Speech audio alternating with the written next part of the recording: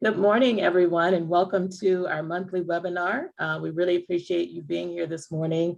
It is Autism Awareness and Acceptance Month, and we're going to have a very, very special guest talking about her journey with autism, her advocacy for children and people with special needs, and we're just so excited to have her here.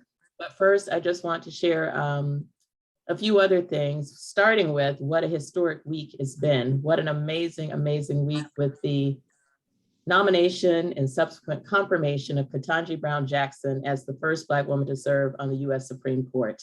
And we just all have to celebrate that. She is so amazing. You know, I've said I don't know her, but I want to know her, and I love everything about her. I love her name, I love her hair, I love her voice, I love the way she presents herself, and of course, I love her brilliance and her intellect. So we just want to lift her up and congratulate her. And I just loved the speech she gave yesterday, you know, because she, like all of us, should recognize that she stands on the shoulders of many people who came before her, such as Dr. Martin Luther King Jr., the first Black Supreme Court Justice Thurgood Marshall, and her personal mentor, Constance Baker Motley, who was a federal judge. She was actually the first Black borough president in Manhattan here in New York, and she was a New York state senator. And I'm going to come back to that in a minute. But I also love the quote that she said, "For Maya Angelou, I am the dream and the hope of the slave." And we all are. The fact that we are here today, able to do all that we do, we are all the dream and the hope of the slave. So I just love her, and I just want to take a moment to celebrate that. And I also want to share that I am in Albany, New York this weekend for the annual Black, Hispanic, Puerto Rican, and Asian Legislative Conference. I was hoping to be going live outside the state capitol this morning, but it's raining here. So you just kind of take my word for it that I'm in Albany. And after this, I'll be heading over to the conference for a day of sessions on what legislation is moving and what issues are top of mind for New York State legislators. We have shared before that Mob United for Social Change is launching a nationwide legislative campaign to reform citizens arrest and stand your ground laws. And New York State does currently have a citizens arrest law in motion, a bill in motion. So as I meet with legislators, that's what I'll be talking about, but I'm also just here to learn. So we encourage all of you to do that, get involved in local, state politics. Next, before we get to our conversation today, I want to share something a little more heavy.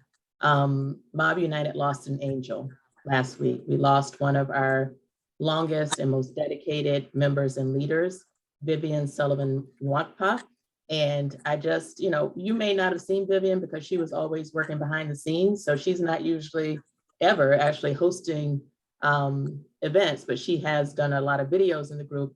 But she was just a bright light, an amazing soul, and a wonderful person. She was involved with the organization from the very beginning. From day one, she got involved and just jumped all in. She was willing to serve in whatever way was needed. She was on the communications committee. She volunteered for the tech committee. And she was the lead moderator for our very large Facebook group of 170,000 moms. So all of the, you know, tackling of like what can be posted, what can't be posted, people joining the group, Vivian was leading all of that. And she was doing it until very recently. She also created a lot of graphics. She set up all the Facebook events in the group and on our page. So she was doing promotion up until January when she went to the hospital. So we are just grateful for her, and we want to just recognize her and lift up her son, Ikenna. We're going to be here for him for the rest of his life. Like, that is my commitment. We have to hold him. That's what she would expect of us and need from us. And we just want to take a minute to show something to remember Vivian, which we'll also do at the end of the call. One other thing I just have to highlight about her, though, is, you know, we got started on Facebook, and Vivian was such an advocate for the organization that whenever she could, she got Mob United exposure. So she was constantly putting us in front of Facebook executives and got us recognized as one of the most, the largest and most influential active groups on Facebook. And because of her advocacy, we were highlighted several times by Facebook globally. We also were put into a community accelerator program, a global program. Only 14 communities in the US were chosen. And through that, we were awarded $50,000 in grant money from Facebook. So, and that was all because of Vivian reaching out and finding about these opportunities and advocating for us and connecting us. So I just can't say enough about how special she was to us and how much we will miss her. So Beth, if you can show our first video.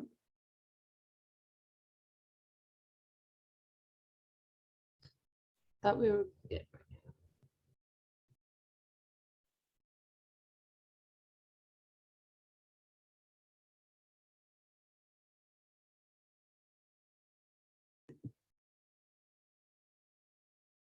I don't hear sound.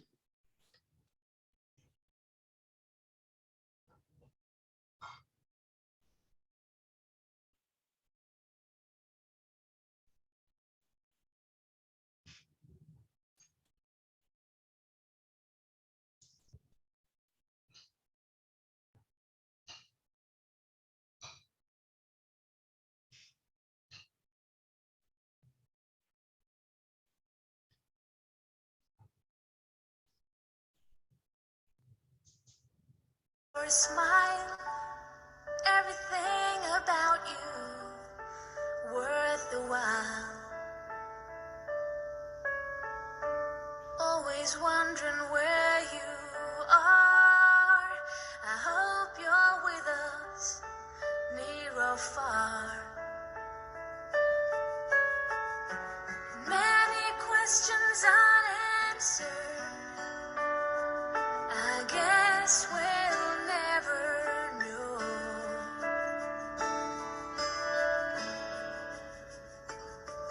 But now you belong to heaven. It's empty without your smile. The truth brings us to tears. All the love you gave us all these years. Always seeing you at night when I turn off the light and the world's asleep. In my heart you'll always stay. We'll never forget you. You'll never fade away. I'll always remember the times we shared together. Remember your laughter forever and ever.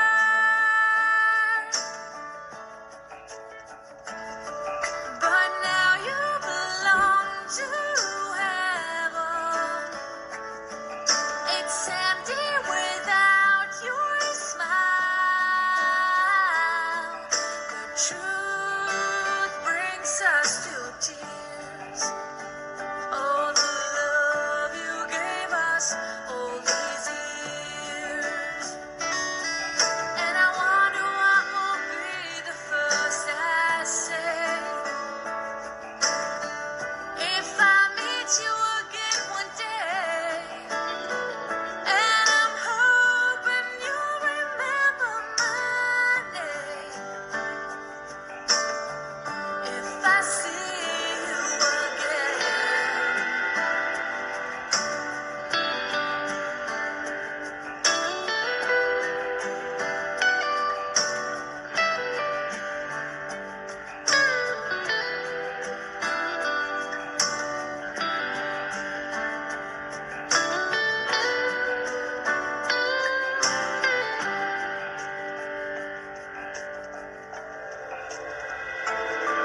But now you belong to.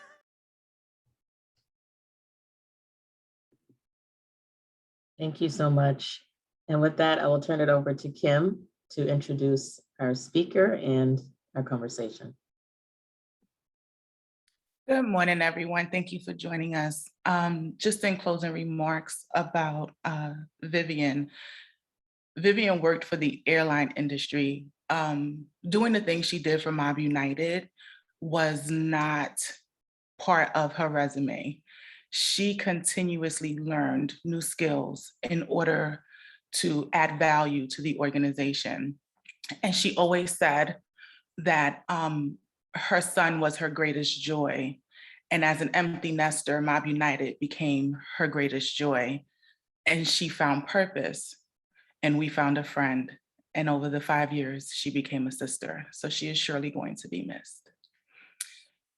So thank you so much for joining us for our annual conversation on autism awareness and acceptance. We are super excited and grateful to have Areva Martin with us.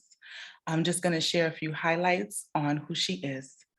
Areva Martin is America's go-to expert host and commentator on compelling legal, political, women's, children's, and celebrity issues. She is a regular on Good Morning America and ABC News, Live Prime, and talk and news shows across CNN and HLN. She also hosts the political, legal, and social issue digital talk show, The Special Report with Areva Martin, and Areva Martin Out Loud on KBLA Talk Radio. She is a Wall Street Journal and USA Today best-selling author. Her second book, The Everyday Advocate, Standing Up for Your Child with Autism and Special Needs, is a must-read for parents, caregivers, and disability rights activists. So with that, Areva, thank you so much for joining us. You're muted. You're muted. Sorry. Good morning. Hi. Hi.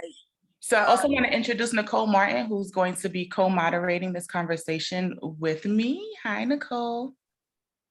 Hello, Nicole Anthony. You said Martin. Oh, I'm sorry. I would love to be Areva's sister. I apologize, Nicole. I want to start out, Areva, would you just telling us your story? Tell us, your journey, how you got here, and share about your son, please. Absolutely. First of all, just thank you so much for inviting me to be a part of this amazing group. I didn't know Vivian, but I watched that videotape and it was so touching and moving to see her and the pictures of her with her son. I feel like she was a friend too. When you listen to all the things she did for this organization, it was quite simply incredible. So my heart goes out in prayers to her son and her family and to the group, because clearly you guys have lost a giant when you think about the contributions that she made to the organization. This is a very, very, very special month for so many reasons. We talk about at the beginning of the presentation. I'm actually sitting in a hotel room in Washington, D.C. because I had the honor and the privilege yesterday of being present on the South Lawn of the White House and to witness, to be a part of that reception, to honor and to celebrate Ketanji Brown Jackson as she becomes the first African-American woman to sit on the United States Supreme Court. And that moment, that reception, those 2 hours that I got to spend with people from all over the country who had traveled to witness history, to acknowledge her incredible accomplishments, people who have been fighting for justice, for civil rights, for the liberation of African American and people of color all over this nation came together to witness that moment. Ketanji gave one of the best speeches, and I'm a person who's heard a whole lot of speeches in my life, but she gave one of the most powerful speeches I think I've ever heard. She wove in, obviously, praise and thanks to her family and her parents, her grandparents, her friends, her husband, and her children, but she also talked about her place in historical terms and placed herself not only on the shoulders of giants that have gone before her, like Thurgood Marshall and Constance Baker Motley, but also recognized that in one generation, she made the statement, in one generation, her family went from segregation, and she was talking about the segregated schools and communities that her parents grew up in, from segregation to the Supreme Court. And that's such a powerful statement. And I think about how far we have come as parents of kids with special needs and autism. And I grew up in a housing project with my grandmother, and my grandmother was in a wheelchair. So she was a part of the disability community before that community had rights, before they were seen in this country, before they had wheelchair ramps and widened door entrances, and before they had the ADA and other anti-discrimination laws against individuals with disabilities. So here we stand as parents and as mothers of sons with autism and other developmental disabilities. Maybe our children have mental health issues or learning disabilities or whatever may be, that which brings you to this conversation this morning. But we are at a moment when our kids are no longer invisible. Our kids, our family, our loved ones no longer have to be hidden in institutions and stored away and thought of as individuals who had no value, who had no contribution to make to our society.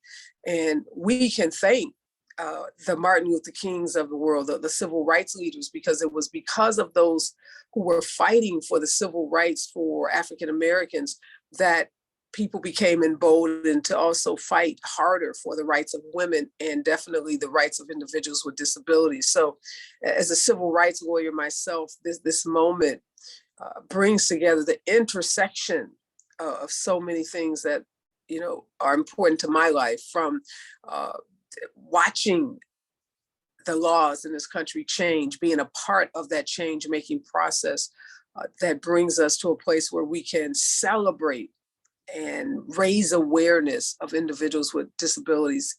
I know when my son Marty was diagnosed with autism around the age of 2, there weren't African-American families in my own community that I was connected to. I had to search high and low and wide and far to find other families who looked like me that shared my same experiences. And now, some 15, 16 years later, there are huge communities like Mob United and the community that I've been fortunate to create in California, the Special Needs Network, and others around the country that are comprised of women and fathers and grandparents of color who come together to celebrate our children, who come together to lift them up and to let them know that they matter, and also to fight for them at state legislatures, county, school boards, and city councils, and even at the federal government. They have activists and advocates and folks who are fighting for laws and fighting for resources so that they can live more productive lives. They can shine in the truest way possible. So it's just a really good time, I think, to acknowledge and to celebrate how far we've come and those that have fought for us to be here today. My son Marty is doing well. I got some pictures yesterday, since I'm on the road traveling, got some pictures of him taking his first swim. It happened to be 95 degrees yesterday in Los Angeles. So those summer activities that he enjoys, like swimming and bike riding and hiking, he is now able to start to do because the weather is getting warmer. So I've been fortunate. Marty has had a lot of support. He's had a lot of resources. He's thriving. He's doing very well. And along the way, I figured out how I could take all the knowledge that I had learned about how to advocate for him, how to fight for him in IEP meetings, how to make sure he had the best in terms of what was available in our community as it related to his education, as it related to his health, and the community supports that he needed. I was able to take that information and that knowledge that I had acquired along the way and write the book, The Everyday Advocate, to share what I knew to be the journey of so many families, to help them navigate those very complex systems of care, and then to turn that knowledge into a collective with a group of dedicated men and women and create the Special Needs Network, which is one of California's premier autism social justice organizations working at the intersectionality of disability rights and social justice, fighting for the civil rights of kids with autism, the human rights of kids and adults with autism and other developmental disabilities. So I'm super proud of and want to give a big shout out to the staff, to the board, to the parent volunteers, to the advocates, for all the people that have worked at Special Needs Network, volunteered at Special Needs Network, donated. We've raised millions of dollars over the last 15 years in order to provide free resources and services to communities throughout California and through the last 2 years, the pandemic, to provide those resources in a virtual platform to literally tens of thousands of families across the country. So I just want to acknowledge the hard work of the folks that have come together that continue on a daily basis to support Special Needs Network. We have a huge conference coming up on April 30th at one of the community colleges in Los Angeles. We're going to have a distinguished panel talking about disparities, talking about equity, talking about how we ensure that services flow into Black and Brown communities throughout this country in an equitable way, how we make sure that Black and Brown kids are diagnosed timely, that they're given the services that they need. Then we're going to have 9 breakout sessions where we're going to give actual hands-on tools to parents and caregivers and social workers and care providers on how to navigate systems of care and how to get kids from 0 all the way up to adulthood into those services, and making sure that kids are getting what they need. So super excited about that conference. It's called Tools for Transformation. It's going to be in Los Angeles again on April 30th. And just again, want to acknowledge the work that Mob United is doing, and thank you for hosting this kind of conversation and making space for conversations about kids with special needs and disabilities. So with that, I'm ready to open the floor and ready to have a conversation with you, amazing moms. Thank you so much for telling us a little bit about your journey. Can you tell us how old Marty was when he was diagnosed? He was around 18 months. I, like a lot of parents, had I had 2 daughters who were older than Marty, who were neurotypical. And so I knew what to look for as kids develop, what those developmental milestones should be. And I recognized that Marty wasn't hitting those milestones in the same way that his 2 sisters had.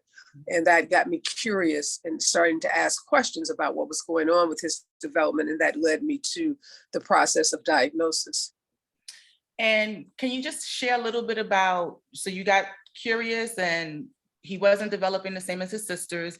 What were some of the steps you took to getting him diagnosed? I first started talking to friends and family, asking them, had they ever experienced what I was experiencing, which was primarily noticing a delay in language skills. Marty wasn't developing his language skills at the same level and the same pace that his had. So I started asking questions to other parents in my circle about how soon or how early their kids talked or had language. And it was from there that I got some referrals to speech therapists. So I started down the speech therapy diagnostic route, getting him diagnosed by a speech therapist, trying to determine if he just had what would be considered a language delay. And it was from that process of using speech therapists that I was directed to a developmental pediatrician who actually provided the full-on assessment that led to the diagnosis of autism. Okay.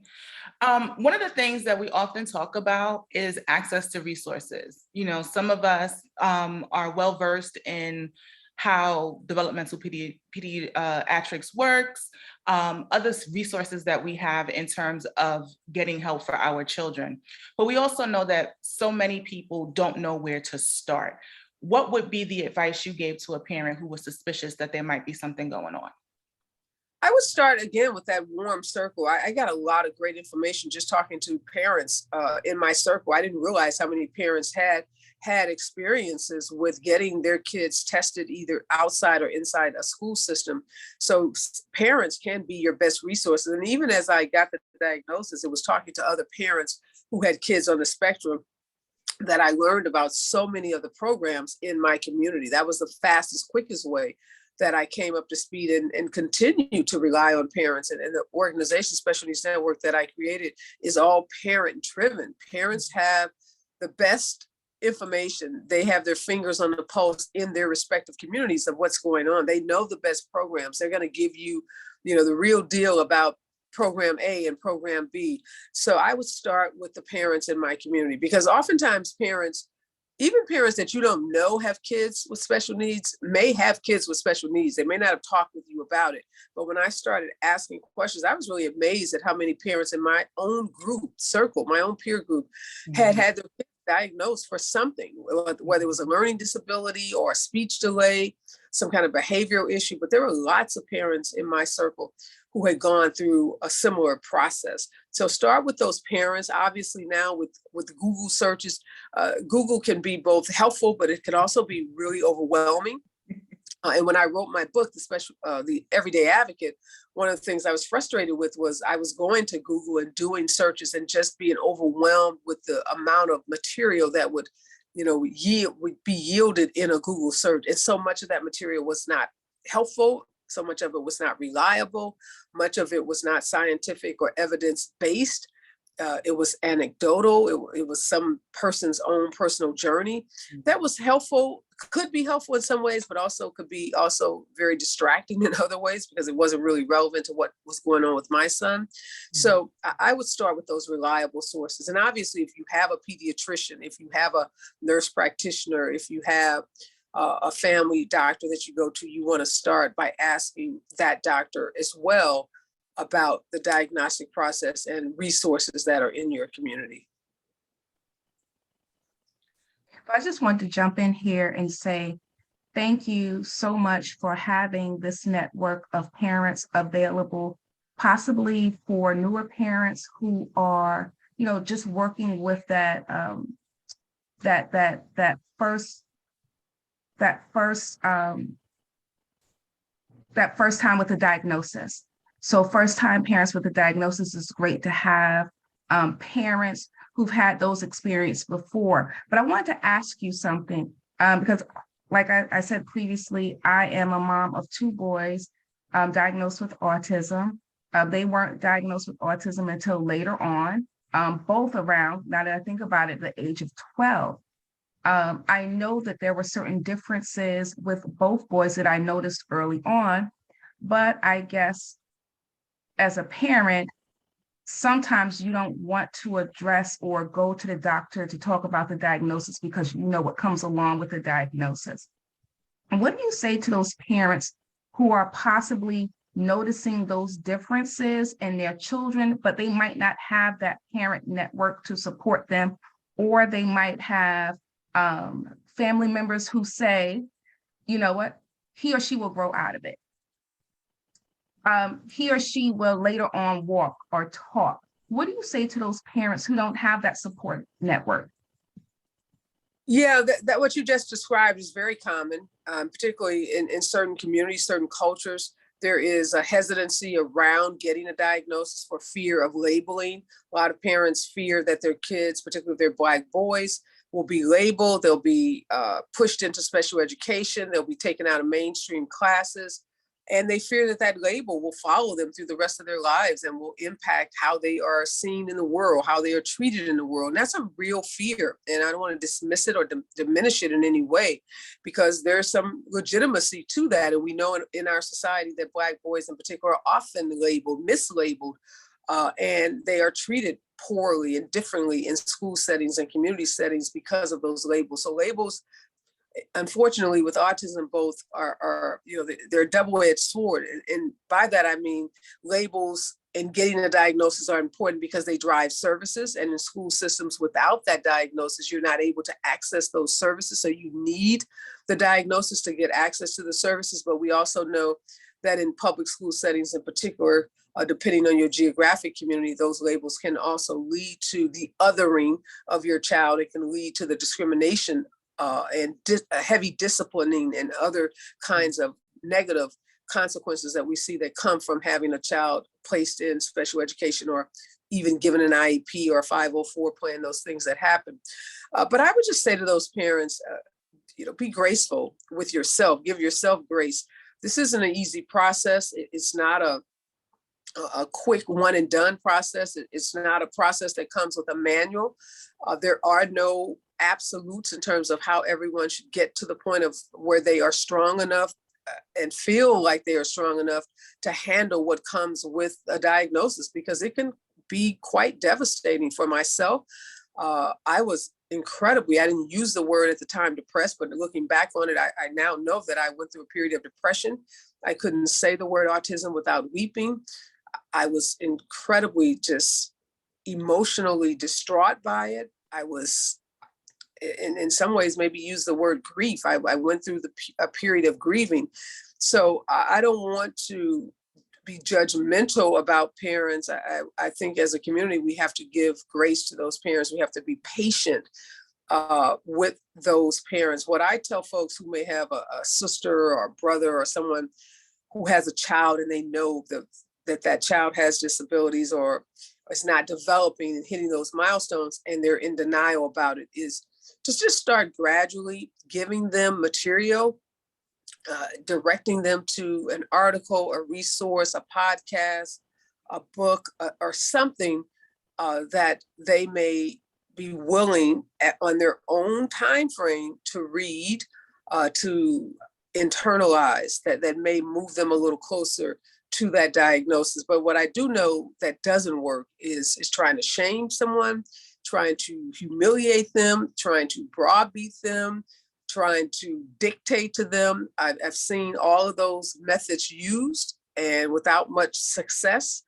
So I think, for that parent that may be in that space is, just at your own pace, start talking to someone that you trust, whether it is a pastor, a priest, a spiritual leader, whether it's a parent or a grandparent or someone outside of your immediate circle. If you feel like those people in your immediate circle are not going to be receptive, it might be your school teacher, school administrator, just someone that you have a trusting relationship with. They don't have to be someone that has a lot of knowledge about the diagnostic process, but someone that you trust, that you can start to open up to, because many people will need that someone that can be with them on that journey. So you need to find that trusted person that you can start to talk to, that hopefully leads you to a discovery that it is okay, that this is not a death sentence, that a child on the spectrum,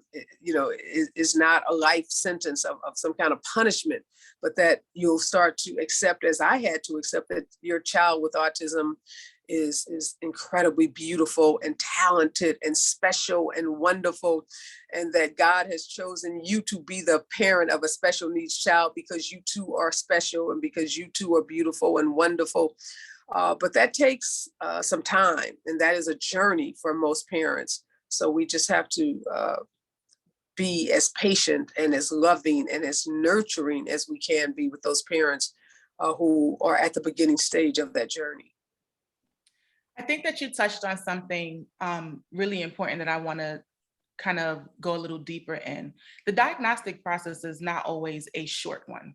And I think time has been the enemy of many Black families, single families, two-parent households, what have you. And so what advice do you have as a woman who has a career, several, who, does a lot? What advice do you have in that process in just getting through the day-to-day and the time it takes, not just for the diagnosis, but therapies and occupational and physical and speech therapy, ABA therapy, whatever it is that your child then needs after the diagnosis, it changes the landscape of a household. How did you manage that? Yeah, that's a great question. And definitely, as you said, professional women, this question comes up a lot. I remember going through a period early on where I was doing a lot of counseling with professional women who had been told by their family members that they were horrible mothers, that they were bad mothers because they wouldn't quit their jobs, they wouldn't give up their careers. I had a couple of women who were actually psychologists themselves, and they told me about their families shaming them or trying to shame them because they were doing diagnostic services in their practices for other children, and their husbands or mother-in-laws or mothers thought they should be at home with their children rather than working in their private practices. And that's an issue, whether you are the mother of a neurotypical child or the mother of a special needs child. We know in this society that women are expected to bear the brunt of child rearing in ways that men are not. And women are often demonized when we work outside the home in a way that men are not. women are told that we cannot have it all. We can't have a career and a family, and all of these lies, and that's what I call them. That's another book that I wrote called Awakening Women, and it's called Women, Leadership, and the Lies We've Been Told. And it's exposing those lies. And we know that in the special needs community, those lies are amplified, and the demonization of women in particular is amplified. But I say to women, reject at every opportunity you get this notion that somehow you are supposed to give up your career to stay home with your child. That should be a decision made only by you. No one else should be making that decision for you. And if you choose to do that, and lots of women do, then bravo to you. That is your personal choice, and you shouldn't be judged for it one way or the other. But if you choose to, like I did, to stay in your career that you maybe have invested years and years of school and thousands of dollars in tuition in, and it gives you a sense of gratification, then by all means stay in your career. Because I know as a parent, I'm a better parent when I'm a happy person, and I'm a happy person when I'm doing the things that I'm gratified by outside of my family. And I'm a smart enough, bright enough person to be able to hold both, to be able to be a good mother and to be a super successful career person or woman. So I want women to know that have special needs children that you are not bad, you're not evil, you're not neglectful because you choose to work outside the home. Now, how do you do that? That's going to look different for every person, but essentially it comes down to your team. That at the end of the day, it is who is on your team. And for a lot of women, that might be a husband, it might be a partner, it may be a spouse.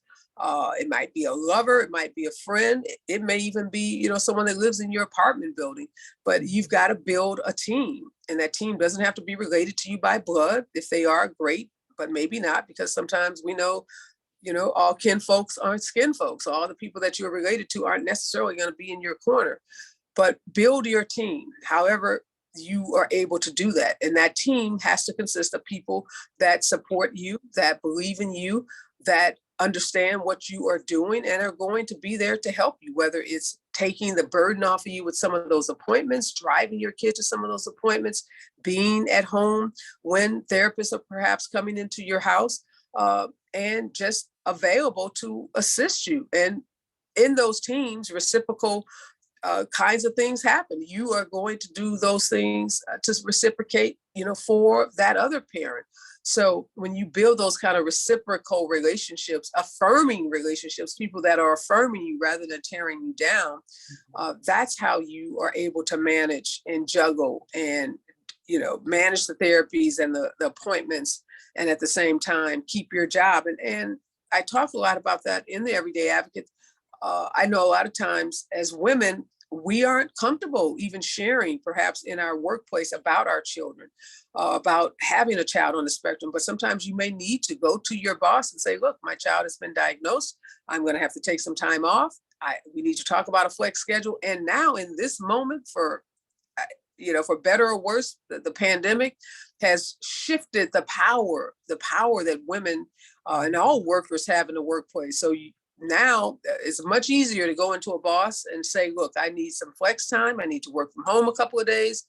I need to rearrange my schedule because I have these appointments with my kids. So there are more protections in place in the workplace, and just the reality now that employers have people demanding more flexible hours in order to care for children as well as they, have to perform their duties in the workplace. So I, again, just say to women, do not buy into this myth, because it's just that. And there's nothing that's ever told to men. Choose between raising your kids or having a great career. We don't tell that to men.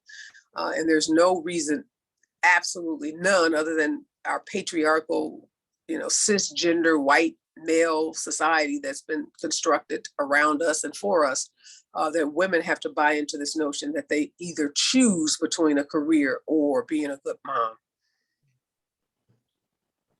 And I absolutely believe that we can do both. So we're going to switch gears a little bit up. I'd like to switch gears a little bit and talk more about your sunshine and the fact that he was diagnosed early on. You said about 18 months or so, almost 2 years. So we know that with early detection and with an early autism diagnosis that children fare better with their life outcomes. Could you talk a little bit about how your son has changed over time as far as like the characteristics, talk about some of his interests, and what are some of those ongoing challenges that he's facing currently as he ages into adulthood? Because I believe maybe 17, 18, correct? No, he's older than that. He's a little older than that. But yeah, I'm glad you asked that question because my son, I mentioned early on that one of the things that caused me to get a diagnosis was his delayed speech. And my son has continued throughout his life to have a very, to have complications and difficulties with expressive language. So he's not able to carry on a conversation with strangers in a way that they would be able to understand his language. He is able to have expressive conversations with those in his immediate family and those in his immediate care group. So language has continued to be the biggest, I would call it, deficit or difficulty that he has had. But with that being said, he has incredible receptive language. So his ability to understand commands, his ability to understand conversations, and his ability to, just navigate the world around him is very good. So his receptive language is incredibly strong, his expressive language. And he had years of ABA therapy, speech therapy, occupational therapy, both in the private setting, in our home, in-home therapy, as well as therapy in the school setting. But he has grown. He's incredibly interested. You say some of his interests, he loves to cook. He's very proficient in the kitchen. He's a very good cook. He loves water. He's a great swimmer. So he loves to be in the water. He can spend hours in a swimming pool. He absolutely loves swimming. He is an incredible athlete. He goes to the gym 3 or 4 times a week with my husband. He lifts weights. He does the Stairmaster. He is incredibly active. He loves the outdoors. He's a great hiker. Loves to ride bikes, anything physical, anything outdoor type activities. He runs.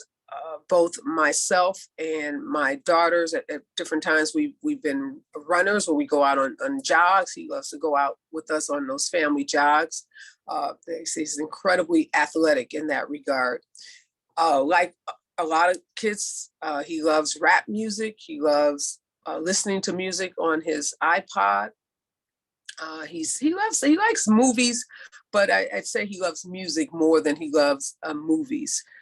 Loves very, very, very, very close to my husband. They're like best friends. They go everywhere together. That includes like going out to watch sporting events and going to sporting events. So in many ways, he's like your typical, African-American boy that loves rap music, hip hop music, and loves the outdoors. Sounds like my son. My son is 25, and actually he participates a lot in the community. And my other son, Gabriel, who is 16, he's starting to venture out more. How do you, because it sounds like your son is very, very active, similar to my son. How do you balance that level of independence in your son and realizing that as an adult, with adulthood comes a level of, like I said, independence and wanting to venture out in the community? How do you balance that, especially as a Black mom, with that fear? Because I find myself in a fearful space every time my son goes out. And I want you to talk to us a little bit about how to balance that fear, yet allow your son to grow and be independent in his own person. Yeah, that's a very good question. And that's something that we hear a lot about. And we know a lot of parents who have kids who are driving. I know I have friends whose kids are on the spectrum that drive. My son doesn't drive. And they are actually out, they're in cars, they're driving to different locations. Parents who have kids who actually catch a bus, maybe to school, or catch a bus to a job. They work on jobs. And I think one of the things that that can help all parents is recognizing that as we raise awareness, more and more people in our communities are becoming aware of young adults and adults on the autism spectrum, and they're learning to recognize what some of the characteristics are and the behaviors are those individuals when they are out in the community. And that's one of the things that we can do as activists and advocates is go out into our communities and make sure that people, whether it's at your local grocery store, and that's one of the things that I do, taking my son to our local grocery store, the clerks and everyone in that store got to know him. So that gave me a greater sense of security, knowing that if he were in that grocery store, he was there with people who had seen him as a little boy coming in and out of that store with me and my husband and my daughters. So they knew him. So if he did something in that store, they wouldn't have that kind of knee-jerk reaction, maybe that reaction that would cause them to call the police or to call security or to do something. So I think one part of that security comes from the groundwork that we do with our children. So I wouldn't advise anyone with a child on the spectrum, depending on their level, right? Depending on their competency around language and their ability to read social cues, how much independence are you going to give without having laid some groundwork for that independence? So I always tell parents, if you're going to start letting your kid go independently to a community center or to a movie theater or to a shopping mall, maybe you got to go to that place in advance and educate those individuals that your child is going to be around about your child, about their condition, about autism in general, so that there is some preparation for your child's arrival in that space, because it is scary for a kid to go into a new space without there being any preparation, both on the part of the place and your child. And then we also, in our special needs network, we do a lot of training of parents how to prepare their children using, whether it's stories, whether it's language cues, whatever it is, to get that child prepared for what they may experience in that place. So I think that security comes from preparation and, doing some work with your son or your daughter in terms of what they can expect when they go into that place, and then doing whatever preparation you can for those who are going to be receiving your child in that space. So I think that's one way that parents can feel somewhat more secure around safety issues. And then there's obviously a lot of kids who go into jobs or go into the community or go with a companion. And that might be something that, is necessary in the beginning of that independence. So again, rather than just sending the child off to the corner store by him or herself, it's going with a companion. And that person is there to train and to help with that transition of independence. So unlike our neurotypical kids, we have to do a lot of work oftentimes to get our kids ready to be safe in those spaces. So we always talk about Mob United as a resource and a voice. And when I listen to you speak of the Special Needs Network, it feels the same in terms of how you want to reach people. So we know we have the resources, but let's talk a little bit about the voice piece of it, because if I needed an attorney and I went to Areva Martin, I would want to accept the counsel that you gave me.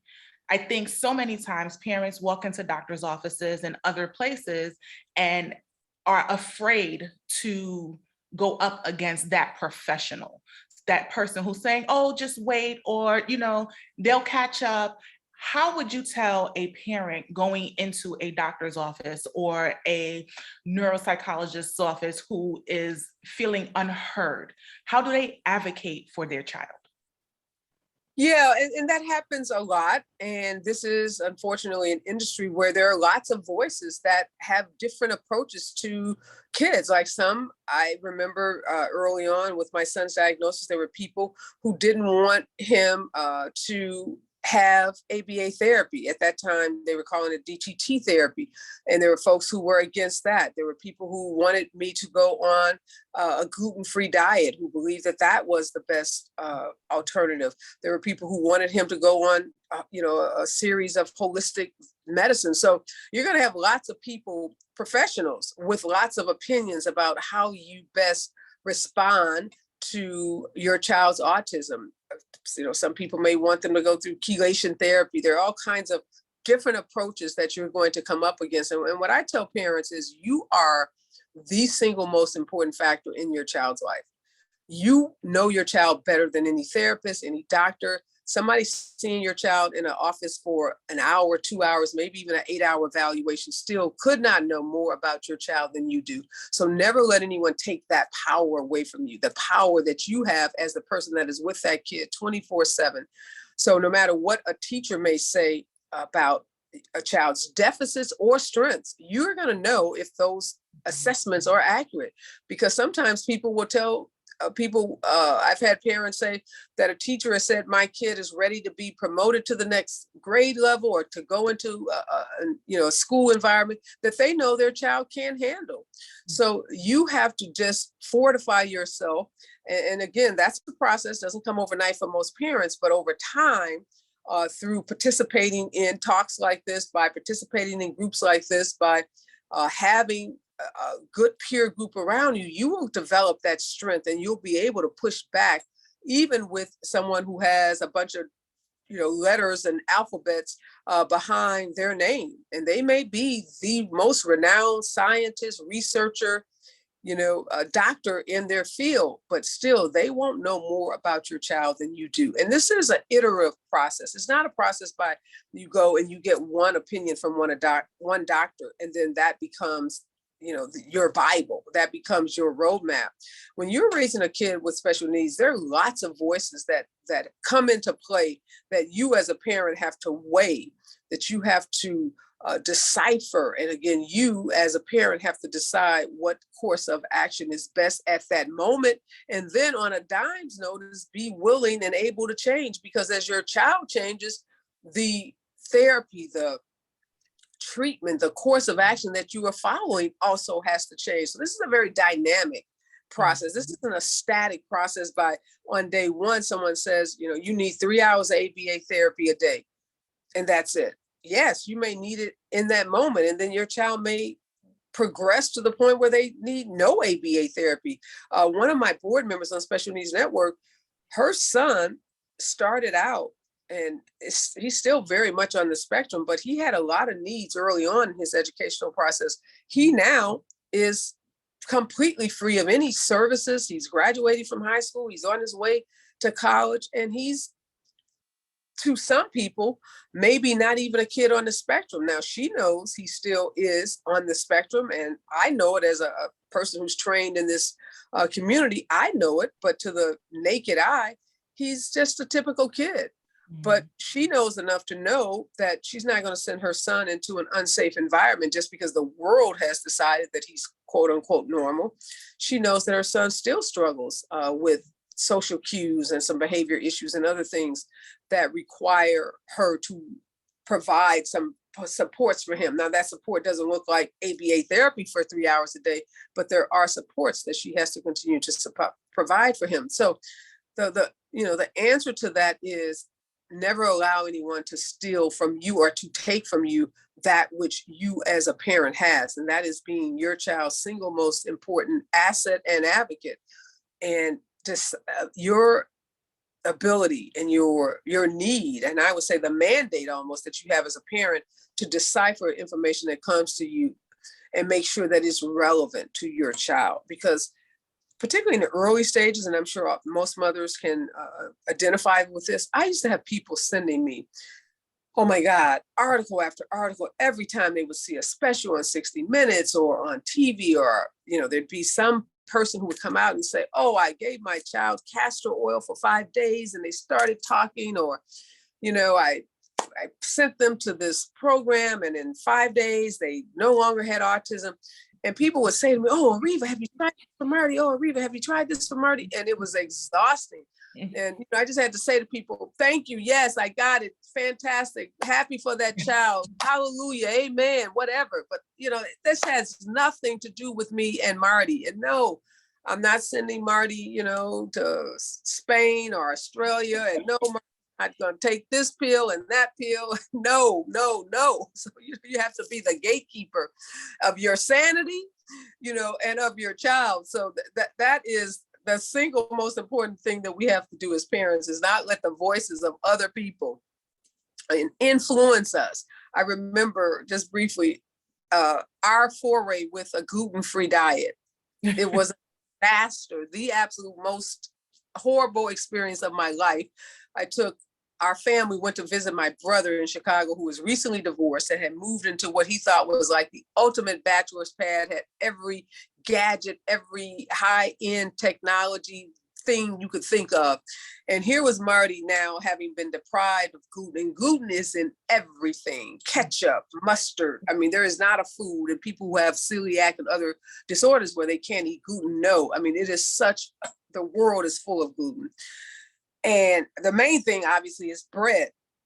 And you take bread away from a kid who had been eating chicken McNuggets, which is bread. And Marty was like a kid on like a crack addict or something, somebody who was just fiending for bread products. And he was climbing all over everything in my brother's house. It was the most horrific experience of my life. And I got back from Chicago and I told my husband, I said, nah, if gluten is going to cure Marty from autism, Marty is not going to be cured, because too hard. It's too disruptive. It's too painful watching him. I mean, he would get up in the middle of the night. He would go try to like raid the refrigerator. He was climbing on top of cabinets. It was just driving him absolutely crazy. And so we ended that. And it was over. It was like, where's McDonald's? Where's so some things you just have to give into. And I was not a bad parent. I was just a parent trying to save my family. And that was okay. And Marty has grown up and he eats McDonald's. So, okay. Oh, that's a great story to share. Thank you for sharing that story. I want to talk a little bit about the pandemic. So you mentioned that for all of us, but especially for advocacy and resource communities, we've had to change how we disseminate information.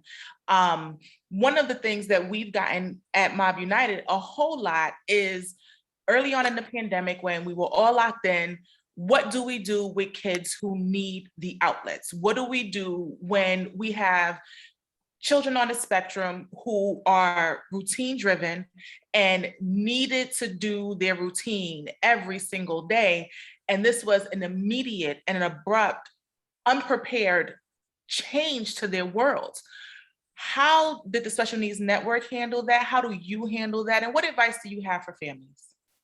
Yeah, the Special Needs Network, we shifted gears immediately. Fortunately, we were able to take all of our programs that we were doing in person and shift them to virtual programs. So that was one of the things that we did. And we were able to expand our outreach and actually serve more families around the country who were now able to just log into our various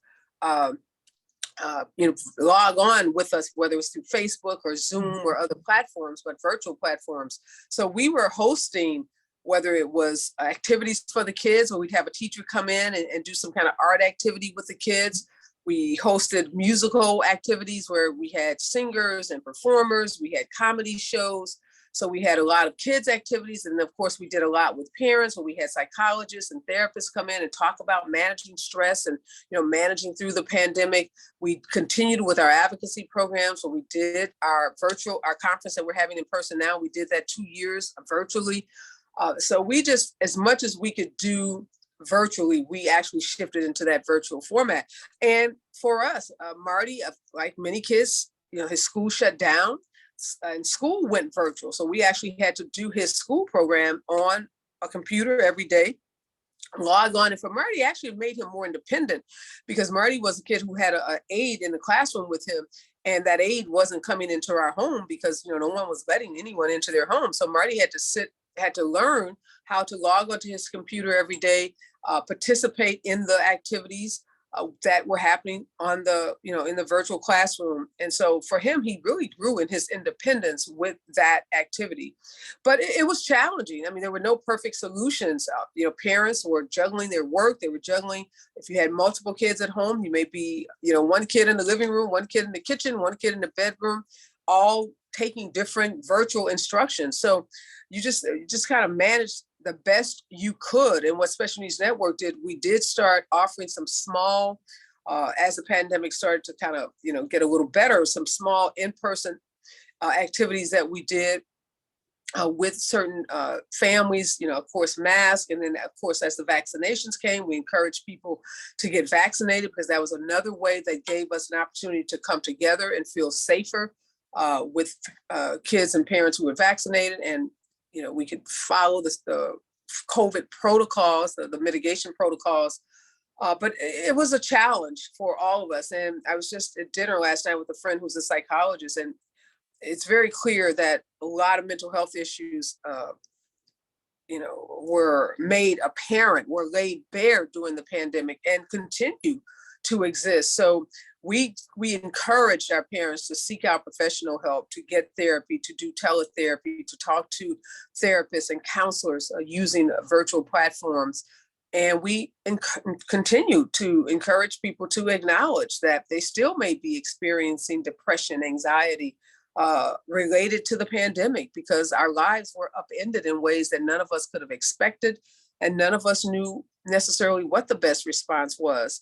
So a part of what we're going to be doing at the conference on April 30th is helping those parents who lost educational time, who lost services during the school year, how to fight to get compensatory services, whether it's ABA therapy, occupational, speech, physical, educational therapy, whatever that modality of therapy that you may have lost or was delayed in delivery through your school system. How do you go back and now get that restored? How do you address those months that perhaps your child wasn't getting therapy? So we're trying to help parents navigate through how to now get the kind of support that they need, because a lot of kids lost. There was a ton of regression that happened during that process. And we now are, trying to figure out how do we get our kids back to that baseline that they may have had pre-pandemic. But it is a journey. And I guess the most important thing we all have to realize is that the pandemic, did a number on all of us. So be gentle with yourself, be gentle with your child, and yes, acknowledge that maybe your child lost maybe a whole year of learning during this process. And it's going to take some time to get that back. You're not going to get it overnight. But we just got to work at it and do the best we can to try to get our kids back to that baseline. So as you stated that, we've been met with a lot of challenges due to the pandemic, and I feel like we're moving from a pandemic into an endemic. I think COVID is here, but for the long term, but I don't think it should stop us from dreaming and hoping. So I know that we're bringing this part of the conversation to close, but can you talk to us a little bit about your dreams and your hopes for Marty as he continues to strive and be successful out in the community? What are some of your hopes and dreams for Marty? Yeah, it's a great question. So my original hope and dream for Marty was that Marty would work. As you all know, I'm a civil rights lawyer. I have a law firm in Los Angeles. And we were working in Marty's high school program for him to be trained to become a legal clerk in our law firm. And by that, he would have been coming to work every day into an office setting. He would have been assisting the staff, filing case files, shredding documents, just being kind of a boy Friday in this law firm. And that would have been his job. It would have given him income. He would have been paid, whatever legal clerks are paid in law firms in Los Angeles. So he would have been employed. He would have had income that would have been able to pay for him, to do activities outside of the workplace. All of that got upended in the pandemic because, first of all, the school program ended. So there went the training. And then our law firm went virtual. So there was no building to go into to provide this service. And being virtual meant we had to go to a paperless environment. So there went those files that he was going to be filing. There went those documents that he was going to be shredding. We went to an entirely paperless system. And now our law firm remains virtual. And it is unlikely that we are going back into an office setting. And when we do, it's going to be some kind of hybrid model that probably won't require the services of a legal clerk in a way that we had envisioned. So hopes and dreams had to change. And again, it's okay. we've had to adjust to that. And to be honest with you, we've not yet figured out what the job, the occupation for Marty will be. We're in the process of trying to figure that out. And we figure whatever it is probably going to be virtual. It's not going to be a job, at least in the near future, where it's dependent on him going into some office setting, because a lot of office settings no longer exist. And because we also have this fear of him being around lots of people and exposure to COVID, because he does have a language deficit. We've been particularly cautious for fear that if he got COVID, particularly when COVID, the Delta version of COVID, the Omicron version we see is not as difficult for most people to navigate, and he is double vaxxed and he has been boosted. So we're not as worried about that. But when Delta, when people were literally ending up in hospitals and on respirators, I mean, we were scared to death of having Marty catch COVID and be in a hospital setting and not have his expressive language. So that caused, our family, we had a serious bubble. We saw very few people, and we kept Marty really shielded from people because of that fear. So now we've had to adjust to something called Omicron that's not as deadly, that's not as dangerous for most people. And this world where still things are happening virtually. So long and short of it is, occupationally, we haven't figured it out. We're still in the process of figuring it out. Bigger picture, what we want for Marty is Marty to be happy. We want Marty to be healthy. We want him to enjoy on a social level those things that he enjoys. Both of our daughters are now away in school in New York City. We want him to be able to go visit them and vacation with them and travel with them. So we want him to just, enjoy those things that the young adults enjoy in a social realm. But we also want him to be a productive and working member of society. And so we are still trying to figure out what that looks like. What does a job in the 21st post-COVID world look like for individuals on the spectrum? And that's something that, especially Needs Network, we are grappling with, because we want to be able to help other families get to that. We're talking about partners. We're building an autism clinic, especially Needs Network. We're going to be opening at the end of the summer. And a part of that is providing job training for young adults. And again, having to think about, what does that job training look like? What does the 21st century job for a special needs person look like in a environment that is going to be at least 50% virtual, as far as we know today. Now, again, things could change where we go back to our in-person lifestyle, but for the foreseeable future, it doesn't look to be that way.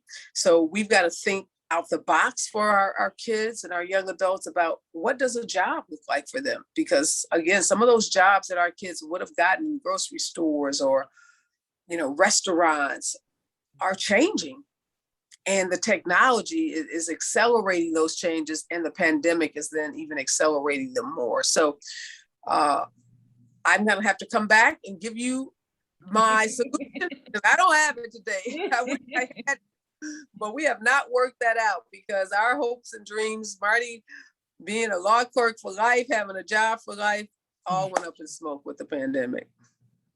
So my husband and I talk about that every day. We're like, oh my God, it was going to be so easy. He's going to come to work. He'd have a job. He'd have, in a safe space around people that have watched him grow up, that knew him, that would embrace him.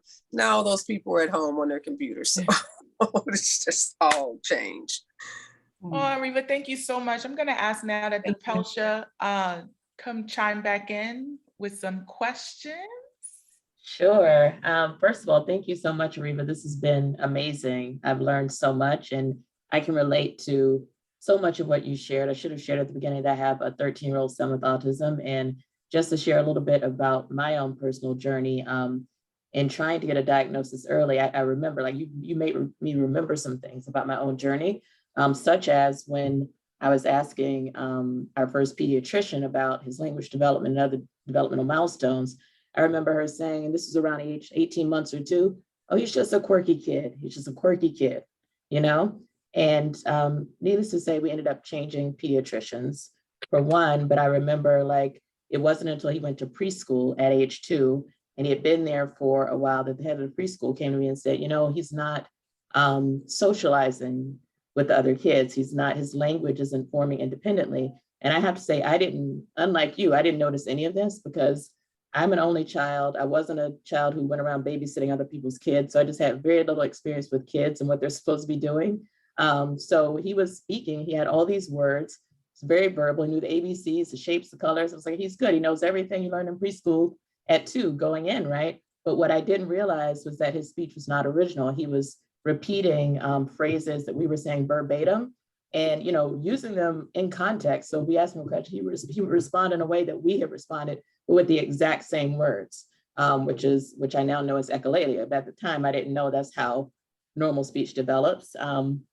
I can also relate to feeling pressure. I never really felt this pressure, but seeing lots of women with kids with autism quit their jobs, mostly white women. Like I go up to the school, like, what are these people doing here all the time? Like they're just at the school. And I didn't feel like I needed to do that. I ended up being at home for a year one time. And I remember thinking after a few months, like, this is not the highest and best use of my talents.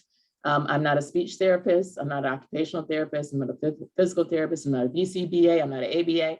And me being here does not seem to be changing the situation at all or helping that much other than the love that I already provide. So, I want to make sure people don't feel guilty about that, I think. And the stuff's expensive. So, most of us can't afford to just quit our jobs and do it. But one question I wanted to ask you is something that I struggle with, at least early on, is I have one, special needs child and one neurotypical. And at the beginning, I felt very guilty that I didn't take my son with autism everywhere that I took my son who doesn't have autism.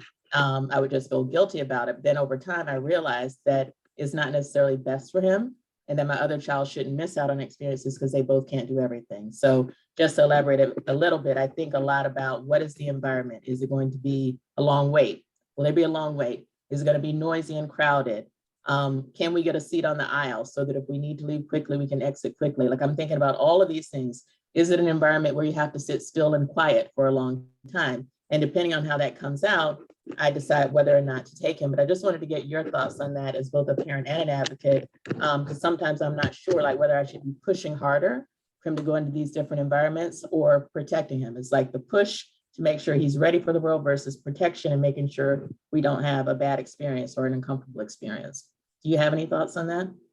Yeah, I'll give you 2 things. And again, I don't give this advice, and I don't think any of this advice should be taken as applicable to everyone. I think everyone's situation, just like autism is a spectrum disorder, I think everyone's family dynamics are unique to their family. And you should not feel like you should be following any other family's model. And I think that's one of the mistakes that happen in our community is that people want us to follow a model. And the models are going to differ based on your economics. You just talked about money. Yes, there's some wealthy people who can quit their jobs and do things that, working class people can't even think of doing. So you can't compare yourself to any other family because you don't know what that family is dealing with. Some families have husbands, some have partners, others don't. There's some single moms, some single dads. So just too many different dynamics and variables. So I'm going to share with you our philosophy. And again, this worked for us, but this is just who we are as people. So my husband and I, once I was at a point, because my husband was already there. I mean, from the time we got the diagnosis, he's just that kind of person. Like whatever life gives him, give it to him because he's going to deal with it. I was devastated and it took me some time, and he was very helpful for me in my journey. But when we both got to this point, we sat down with our daughters and we explained to them. And the reason we did is because we tell our kids everything. We're that kind of family where everybody knows everybody's business. There are no secrets, good, bad, the ugly. Everybody knows everything. And that's just who we are. And from the time our daughters were very young, at a developmentally appropriate, way, we just shared everything with them. We're both entrepreneurs. We both have been in our own businesses. We've never had jobs. So we had to share with them what it was like when you're a business owner, because some years we had great years, some years we had horrible years. So they had to understand the ups and the downs of our finances and our whole situation. So we just talked to them about everything. And we just told them very truthfully, this is your brother. And this is going to mean all of our lives are going to be different. But we want you to know, if this were you, daughter A, daughter B, we would be doing the same thing.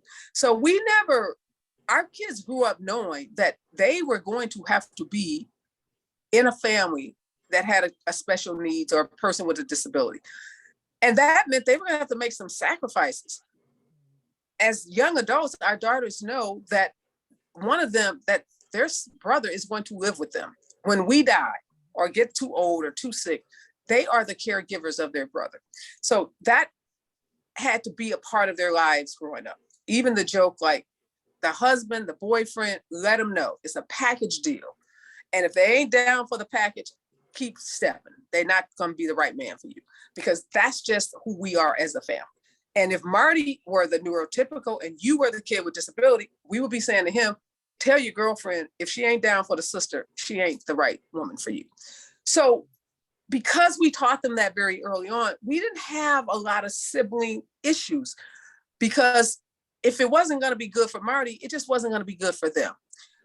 And that was just the reality of how they had to navigate the world. Now, what we did in that space, so our daughters played tennis. So we figured out a way that Marty would go to the tennis lessons with them and go to the tennis matches. And he became like the ball boy. He became like the water boy. So we figured out ways to incorporate him into their activities so that it wasn't that they couldn't do the things that they wanted to do. And then there were times when they had to go do stuff that Marty could do. So it just had to be this shared family experience, because when you're in a family, that's what families have to do. And that was just kind of their reality. And then the other piece I'll share is one of the best pieces of advice I ever got was from a doctor at UCLA who had diagnosed Marty. Her name is Dr. BJ Freeman. She's actually on the advisory board for Special Needs Network. She says, Areva, I have diagnosed like every kid in the county of Los Angeles, including the wealthiest kids in the world. And I can tell you, those wealthy families are miserable, because a lot of them thought that they could buy happiness with their families by pouring all this money into their child. They could, have 24-hour ABA therapy. They could just pay. And then when the kid didn't get cured or didn't become this neurotypical kid that they expected, they were miserable. And she said the better way to handle this, and the happier families that she saw, whether they were broke or rich or whatever, were the families that realized that the autism wasn't going to go away. And rather than rearrange your whole life around the autism, incorporate your son into the life of your family. And that meant, rather than put the kid on, some pedestal, if the other kids have to do dishes, figure out a way to have Marty do the dishes. Whether that's him washing one plate and taking 2 hours to dry that plate, make him a part of that family experience. And she said, that way your kids aren't going to hate him and want to smother him with a pillow. You're not going to be mad because you moved and sold your house and, paid for all this expensive therapy. And then the kid is still autistic and you got to deal with that. Now you're broke and you spent all this money and now you're mad at the kid.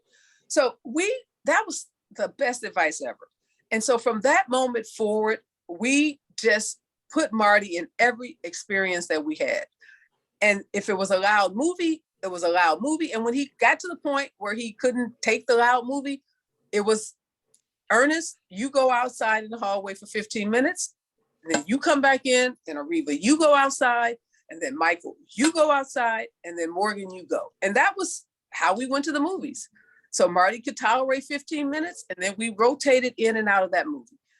And that has helped. And now now Marty, going through that, and there were some moments I could think about being at a funeral, and Marty is crying and cutting up, and Ernest is looking at me, and I'm just staring straight ahead. I'm like, it's a Black funeral, and everybody up in here is I don't know it. I'm just going to ignore it. And so I just got to, and Marty is, he is having a tantrum, and everybody's looking at the other person like, who's going out? And I was like, I'm not moving. Y'all go. So, it was those kind of experiences. And then eventually somebody got up and took Marty out.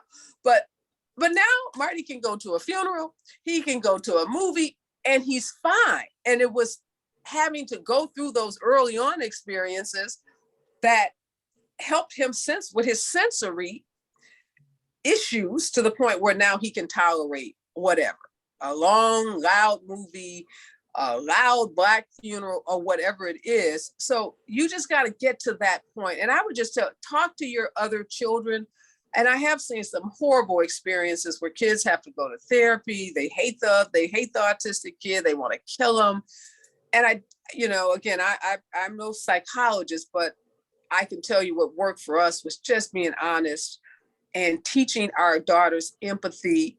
And that has gone a long way in helping them love their brother and be willing to acknowledge that, he's a person just like they are, and they would want him to be empathetic to them in that same way. And maybe for me, I grew up, just as an aside, I told you I grew up with my grandmother. She was in a wheelchair.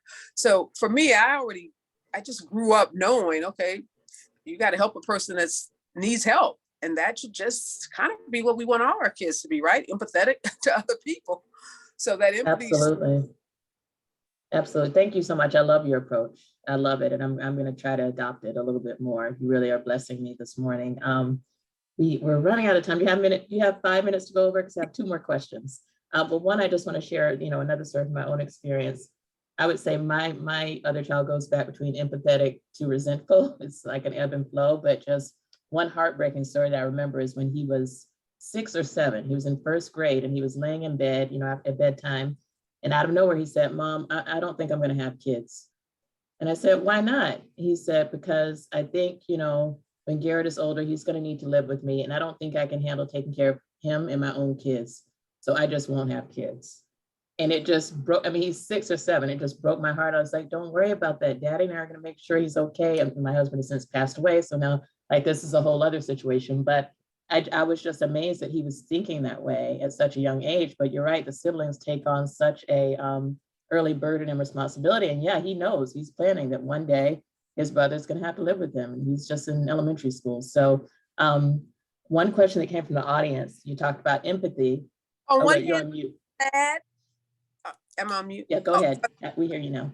That's, that's a heavy thing for a 6 or 7-year-old. But on the other hand, look at how amazing that is, that your son already is so, his heart is so big that he's thinking about taking care of his brother. Now, obviously we want him to have his own wife and kids, and I'm certain that he will, but that is such a beautiful thing. On one hand, that's like, yeah, I'm willing to be there for my brother. So, hats off to your son, and he'll meet a girl. Well, I don't know if he would say that today. That was then, but we'll see. We'll get back there. Yeah. But you talked about empathy and the need for empathy within a family. We got a question from the audience. If the question was, if you don't have a child with autism, how can you show up authentically for friends who do? Like, how should someone who doesn't have children with special needs autism be supportive and show up authentically? Oh, I love that. Think about when they tell somebody to go to AA, they tell them, the family member should go as well. If you're a friend to someone that has a child on the spectrum, the biggest thing you can do is say, "Hey, I want to learn as much about this as I can because I want to be there for you. I want to be able to babysit your child or take your child out or do something, that can help you as a family. How can I learn?" Just ask the person, is there a book? Is there a class? You want me to go with you? Can I go to a conference with you? I had an experience when Marty was in preschool setting up play dates, really hard. And some woman in this preschool asked me if it was going to rain this day, if it was okay, because she didn't know how Marty would do in the rain. I wanted to just go through the phone and slap this woman and say, "You think Marty is I don't know, kids with autism melt in the rain, or what is your problem, lady?" So don't be one of those kind of people. And if you don't know, just ask in a very, polite and delicate way. I want to be there for you. What is it I should know? Is there anything that I should know? I'm assuming your child is like any other child, but if there's something special that I should know, share it with me. But please don't ask them if the kid is going to melt in the rain, because no, they're not. But show up for that parent. They'll love it. We don't have enough people asking us, how can we babysit? Can we, fix a meal? Can we do an activity? But your friend will really appreciate that. Very true. Last question from me. And you kind of just touched on this with people saying dumb stuff. Like, my question is really like, how do you deal with people saying stupid stuff? My biggest pet peeve is if I say I have a child with autism, people go to, oh, well, he must be a mathematical genius or a musical genius, you know, like the Rain Man effect, or as you've shared, everyone has some program you should be signing up for, some diet you should be trying. We did gluten-free for about a year, by the way. Now we're back to weekly McDonald's. It was an interesting journey. But everyone has some advice, or they know one person who did this one thing. They went away to this place in Massachusetts and now they don't have autism anymore and they're healed. And why don't you go to this school? So you start to feel all this guilt and like, are you doing the right thing? And it comes from family members, it comes from strangers. Everyone thinks, I don't know if they think they have the answer. They just feel like they have to try to offer you something. But do you have any advice on dealing with that? Because some days I'm just not up for it. Yes, so real. I'm glad that, first of all, congratulations, you made it a year. I made it about 3 months on that. You're better. You're a good woman on that one. Good. Yeah, you're right. You know, sometimes, I don't know about you, but as a Black woman, depending on my mood, even sometimes people ask me what I do for a living. And if I don't want to like really have a long conversation with you about law or about autism, I just tell people I work in an office. So, you know, really, my friend Areva, I'm like, I work in an office. Because there ain't a lot of questions you're going to ask somebody to work in an office. You're not going to ask me how to work a computer or whatever. So if you don't really feel like going into it with people, just, you know, shut it down by giving them as little information as you share, as you choose to share in that moment. We don't have to be on all the time. And we don't have to, you know, I'm wearing these autism bracelets. So at the reception yesterday, somebody asked me about the bracelets. And I wasn't there for autism. I was there for Katanji. So I just said, you know what, somebody just gave me these. I was like, no, I can't talk about that right now. I'm listening to this woman making history about something else. So I'm, you know, maybe an hour from now, I'll be ready to like tell you my whole autism story. So a lot of that is just how you want to show up in that moment. And we have the right to choose that. And sometimes we want to show up and tell them the whole story. And other times we just don't feel like it. And it's okay not to feel like it and just to share as little as possible. And when people make dumb statements, say, oh, that's really interesting. And, you know, you can give them that side eye and that conversation is over. Like, it's just over. Like, I'm just not going there today. I don't have the energy to go there today. I cannot be a walking, talking encyclopedia for autism, for Black boys, for Black girls, for Black families, for Black hair, all the things that they want Black women to be their, you know, educators on. We can pick and choose in those moments when we want to do that and when we don't. So feel okay, no guilt, no shame, no nothing. Like, I know I gave at the office. I gave 100%, you know, I give 100%, and I do not have to do that in every encounter with every person that wants me to answer every question. And just last night, somebody was like, oh, I didn't know like that you wouldn't call the police in this situation. Okay, well, if you have not been watching television, if you've not read something in the last 2 years, we've been talking about Black people and police. Tonight, I am not going to give you that lesson. So we do not, as Black women, have to give everybody every lesson. You know, I have a friend who said, you know, if you can Google it and get the answer, don't ask me. Amen. Amen and amen again. And if you can text me, don't call. That's my other one, as Kim knows. So thank you so much. You have really blessed me and blessed us. We're seeing so many positive comments from the audience and just really appreciate you showing up and sharing your insights authentically and right on the heels of being at the Supreme Court confirmation. That's amazing. So, and you know, you're also a fellow Harvard Law School grad as well, another amazing Harvard Law School grad. So thank you so much. And I just want to turn it back over to Kim and Nicole for closing comments. Thank you. Loved it. Thank you, ladies. As my sun shines past behind me. You know, you've shared, Areva, so many nuggets. You've shared so much great information. And like the Pelsha said, you've done it authentically. Just one thing that I want to reiterate, grace. You know, we talk about that a lot with Mob United. And so the only thing that I have as a closing comment are thank yous. Thank you for being with us today. And thank you for just driving home that we don't have to be everything. and we're doing our best. So, Nicole?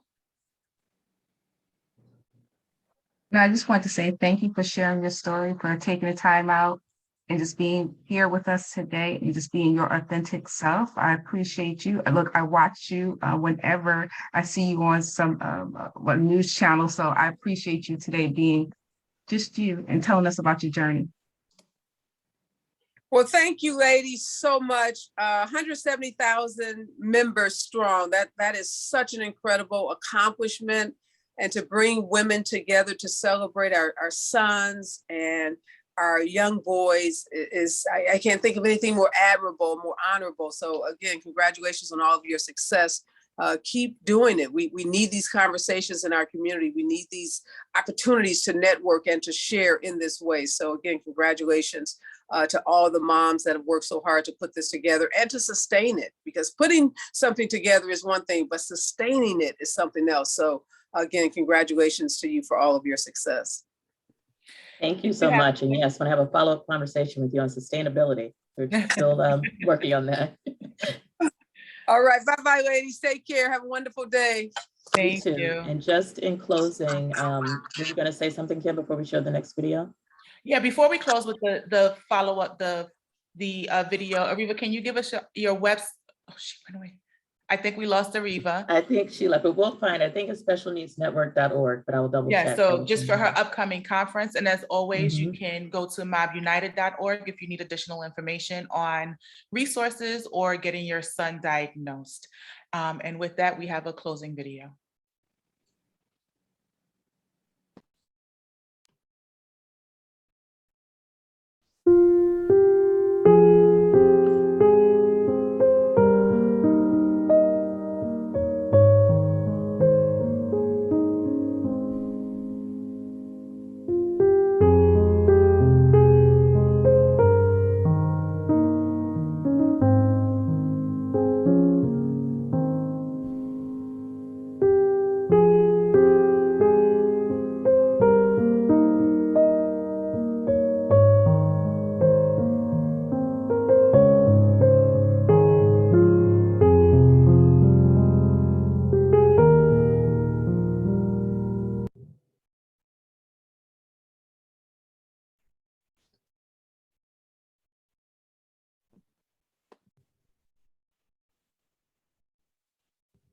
Thank you everyone for joining us. Join us next month as we highlight Mental Health Awareness Month.